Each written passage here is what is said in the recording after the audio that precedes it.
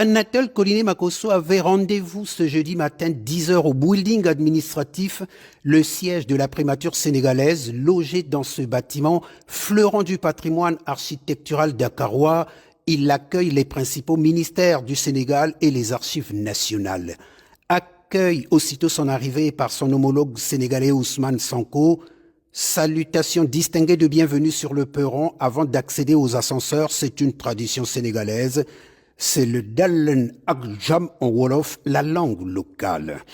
Le protocole dans son agenda avait prévu un tête-à-tête entre les deux premiers ministres, Ousmane Sonko du Sénégal et Anatole Koliné-Makosso du Congo, avant l'ouverture de la réunion bilatérale au cours de laquelle les deux délégations ont échangé sur les questions essentielles et stratégiques qui ont porté sur des thématiques centrées sur la défense et la sécurité, la coopération économique et commerciale, l'enseignement supérieur et l'assainissement. La réunion s'est conclue par l'adoption d'un communiqué conjoint signé par les deux premiers ministres.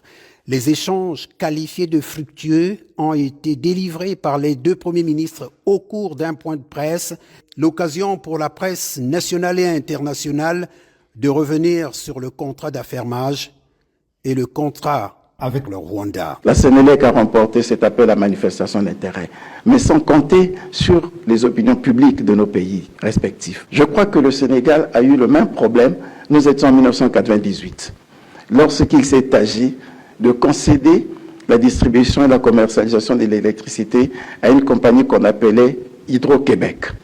Il y a eu la réaction des populations qui ont toujours du mal à accepter que ce secteur public, ce secteur qui relève parfois de la souveraineté d'État, soit confié à d'autres acteurs et particulièrement aux acteurs privés. Il a fallu un travail pédagogique au préalable.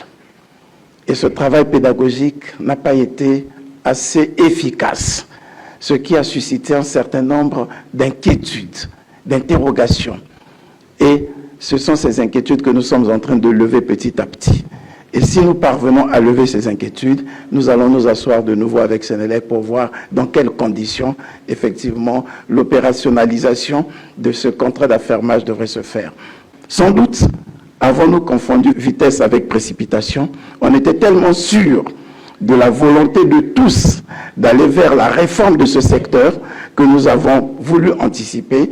Les populations nous ont dit, nous avons encore besoin d'en apprendre davantage et c'est pour cette raison que le Conseil des ministres, sur instruction du président de la République, nous a simplement demandé de conduire la réforme avec méthode jusqu'à ce que l'ensemble des parties prenantes adhèrent de façon à ce que ce soit une réforme réussie. Il y a des autorisations provisoires d'occuper d'une durée de 2 ans.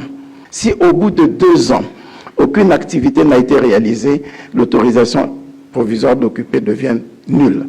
Et lorsque nous avons constaté que les autorisations qui ont été données aux compagnies rwandaises n'ont pas fait l'objet d'exploitation, elles sont rentrées sous le coup de la caducité, elles ont été annulées. Ce qui n'a rien à voir avec la qualité des relations diplomatiques, de coopération que nous entretenons avec le Rwanda, qui sont à ce jour intactes.